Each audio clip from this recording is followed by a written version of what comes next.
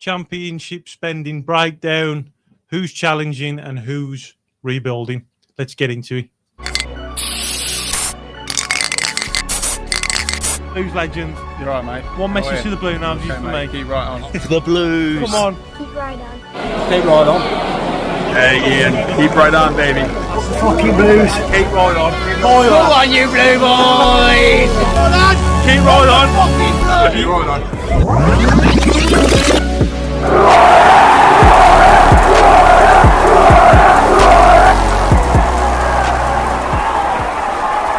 Bluenoses, welcome back to the Boy in Blue. The 25-26 championship season is taking shape, and today we're diving deep into the numbers behind it all. We're talking spending, sales, loan moves and rebuilds, and every club's strategy, in my opinion, is different. Some are investing heavily, some are being quite cautious, and others are clearly restructuring. This isn't about the headlines, it's about what the numbers tell us. So let's take a full look at all 24 clubs in the championship, including where Birmingham City stand. So we're going to break down and have a look at some of the figures.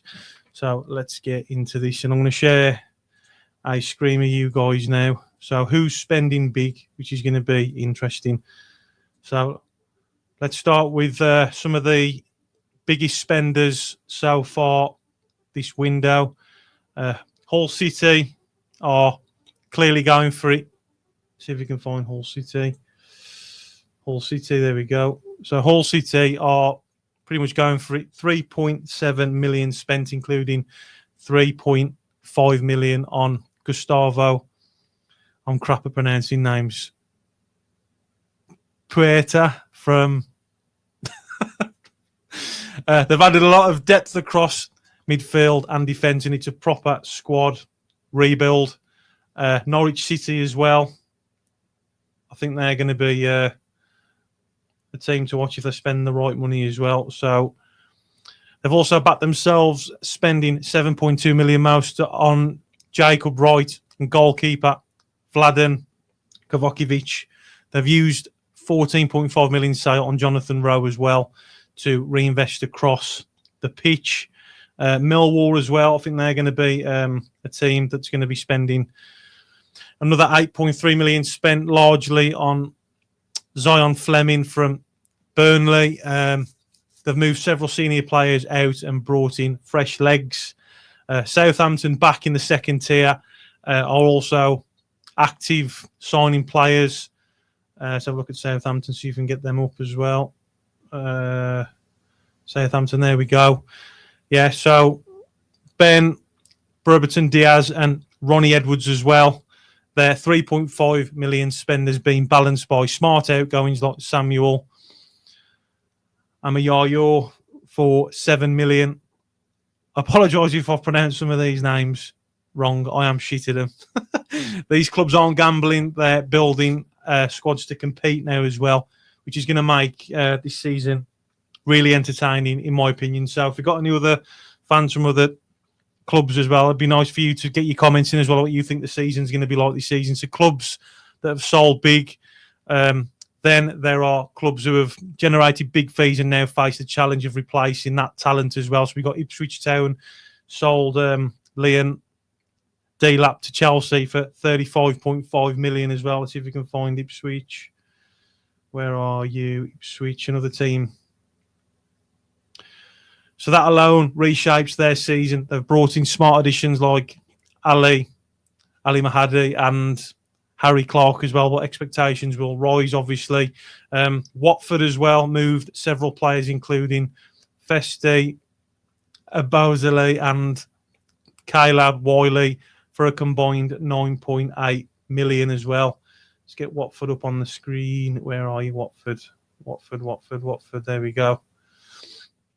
A reset clearly is underway for Watford as well. Sheffield United. See if we can find Sheffield United. There we go. So they're going to be playing rivals Sheffield Wednesday. So that's going to be an entertaining season as well for them.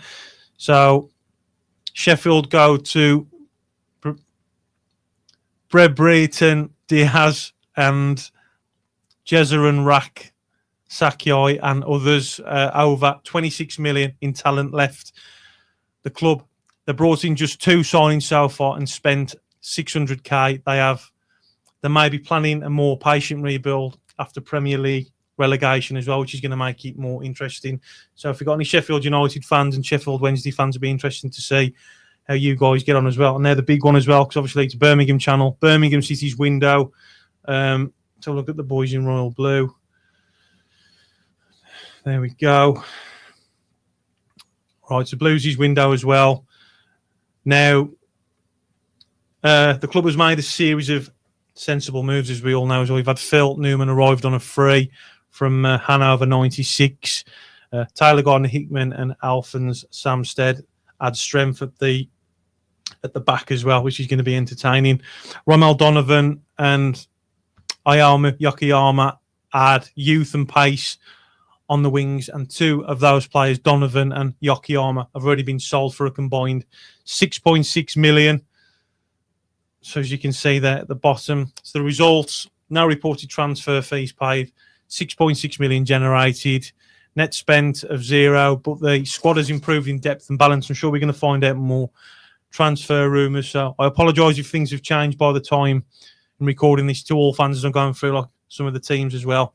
So it's a calculated, stable approach, and it reflects the long-term plan being put into place by Knighthead and Tom Magda and Chris Davies. It's not flashy, but it's effective. So hopefully we can get that model going and see what else happens as well. So low spend and high risk, we're going to cover this as well, breaking down some more teams. So a few clubs have taken the opposite approach, keeping spending to a minimum.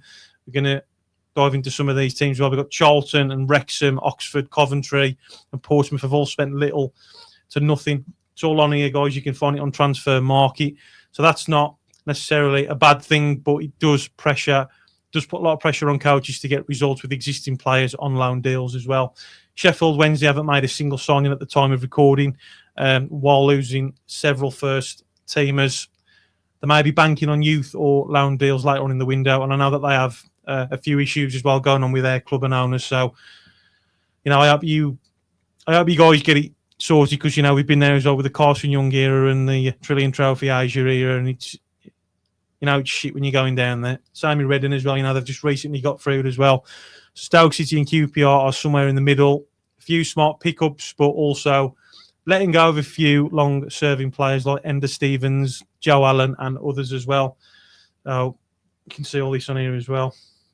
So where does it stand? So we're going to cover this one as well. If we break down by ambition and resources, here's a general picture based on the data, which is everything that's on here for you guys to have a look at as well. So likely challenges, we got Hull City active, balanced and improving in depth, which is going to be interesting to see this season. Norwich spending big and replacing quality.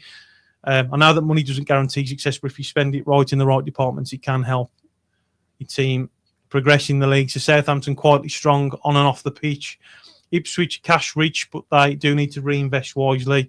We have seen some of the players go as well after the relegation. Birmingham City, consistent, stable and ambitious without being reckless. Now, like we've seen over previous seasons as well. Perfect example that money doesn't guarantee success at the end of the day. Leicester, lots of exits, limited spend. I know that they're in a bit of a financial problem as well. Millwall, big investment, but a lot of change. Derby, Preston, Middlesbrough, reshaping with youth and loans. So under pressure, we're going to look at some of the teams that may be under pressure. We've got Sheffield United, major talent loss, little incoming. Sheffield Wednesday, like I mentioned, Charlton QPR, low investment, thin squads as well. West Brom, aging squad, but not that much movement so far.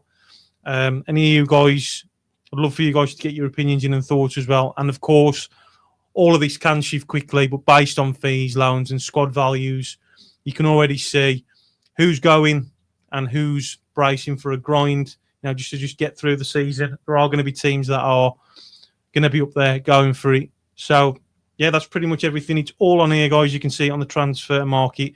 So if anything has changed, looking at this before Then I apologise because the transfer window is obviously open now and teams are signing players and stuff. So, yes, so what do we take from all this anyway? So some clubs are spending without purpose, others are reconstructing, and a few seem to get caught in limbo. As for Birmingham City, the earlier signs are strong, obviously. Smart recruitment. You know, we've seen all the hard work with Gary Gardner and all his hard efforts as well. We've got net positive financially, clear structure in place as well, which we've seen.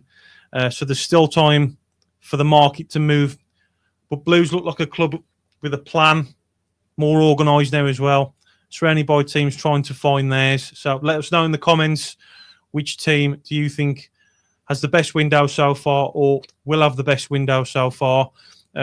Who's under the most pressure, and who's your early prediction for the top 6 and relegated teams? So if you enjoyed this breakdown, please hit the like, subscribe and turn on notifications so you don't miss what's coming next.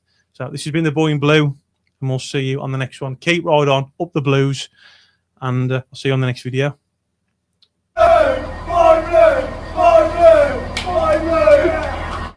Who's that? Me? Oh, no, you. Sorry. Hello, boy. Wherever we go, we go. Tony and Dad. 7-0 now, I'm here. Best fucking habits.